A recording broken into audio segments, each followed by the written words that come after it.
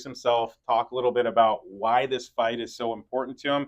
And then he and I will talk about what happened this morning, where we're going from here, and what that means to your rights. So, Wally? Again, I'm Wally Wentz, the owner and proprietor here at Gator's Custom Guns and the lovely municipality of one we're sitting in. Father of 2 to 4, depending on how you count, and 9 grandchildren, depending on how you count. I'm in this to win it for them. That's the bottom line.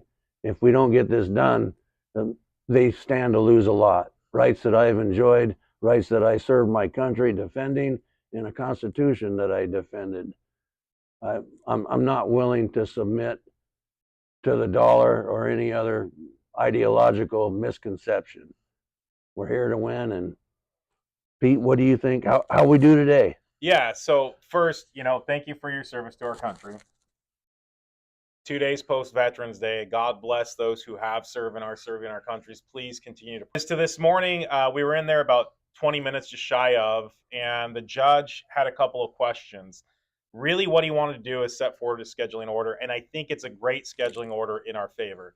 So over the next 3 weeks, prior to December 4th, we have a hearing December 4th, 9 a.m., back in person in the same court with the same judge, where he will go over a full scheduling order. In the first 3 weeks, in these intervening 3 weeks, our job is both for Silent Majority Foundation / Gator's Guns and the state of Washington to identify experts and send over synopses, not entire expert reports. These things can be dozens, if not hundreds of pages.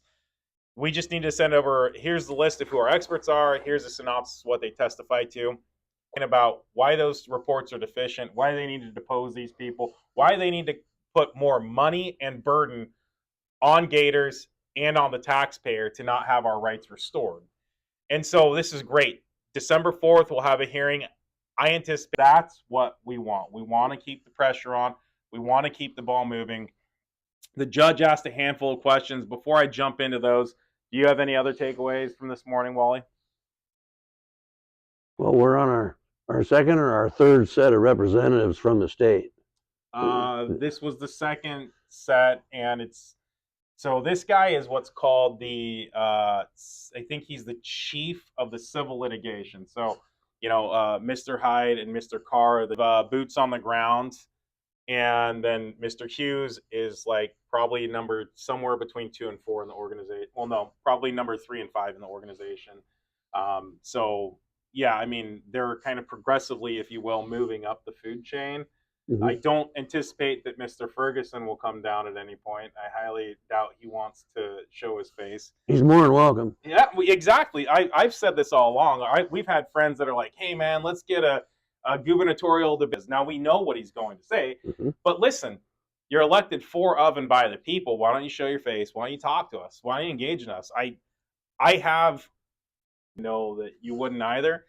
We disagree with him, but he is elected that position, and his job should be doing what Silent Majority Foundation is, which is defending the rights of the people rather than taking them. And I'd like to hear direct from Mr. Ferguson, why is it that he enjoys doing what he's doing? So with that, if you don't have any other questions, let me run through a couple things that I noticed. One, the first thing was the state cited to the legislative facts. Now, legislative facts or findings are not exactly that. The legislature just dives into opinions and adopts a law based on that. And in this case, Mr. Hughes cited, now he said he kind of used his own terminology. I'd be interested, I got to go look at the 1240 legislative findings. He stated that these magazines actually caused more harm and caused more deaths.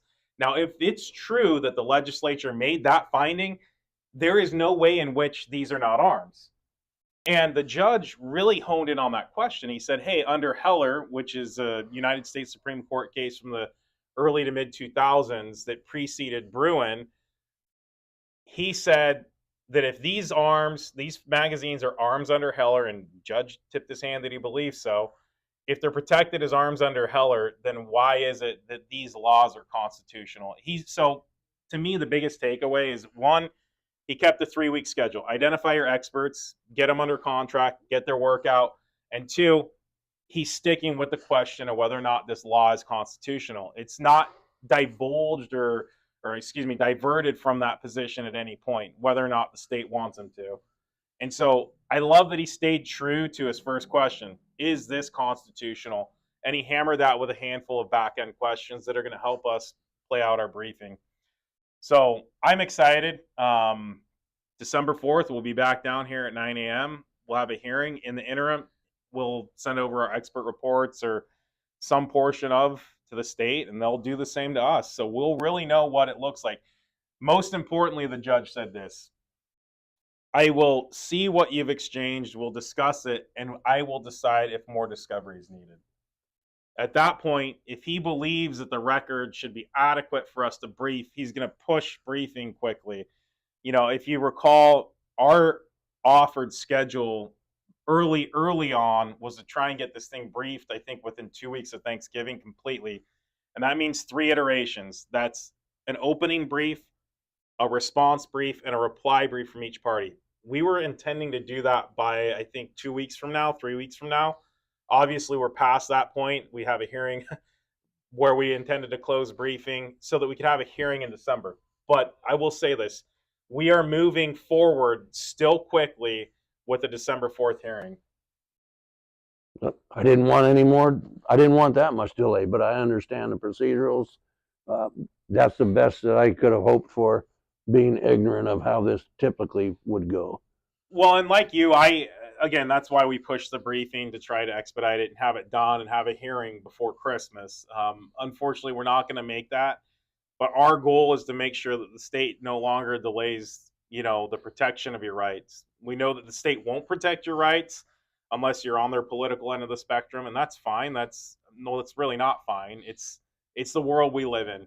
So Silent Majority Foundation and Gator's Guns and all those who are popping their heads up to fight for your rights, we're going to keep pressing forward.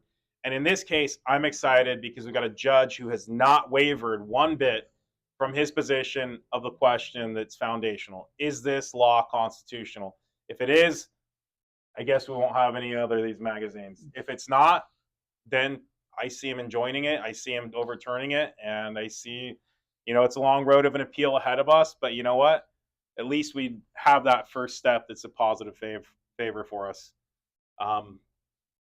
I don't have a whole lot else. Do you have anything else that you want to throw out there? Delaying and denying the people their rights is criminal. Whatever it takes to cut through the mud and get to where we know we need to be, I'm for. I and mine will not submit with your help. Absolutely. And that's what Silent Majority stands for. Our foundation was birthed to make sure that we continue to maintain our rights, and we point out where those rights are getting trampled, and we vindicate your rights. So for those who are following us, for those who are watching, God bless you. Thank you very much. We'll keep you posted as we move forward. I'm excited. I'm excited for December 4th. I'm excited that our cases keep moving forward. Where you can, continue to support us. Please donate to the cause for Gator's Guns. We've got a specific one for Wally and his case. We've got other cases, as you know, whether it's medical freedom or other firearms cases. Please continue to support us. Nonprofit, if it's the end of the year and you're trying to offload tax dollars, this is the place to bring them, because the work we do is important to preserving your rights and Wally's kids and grandkids and my kids, and I don't want to look that far down the road, but my grandkids when they come. So God bless you. Thank you for your support. Keep praying. Keep donating where you can. We'll see you soon.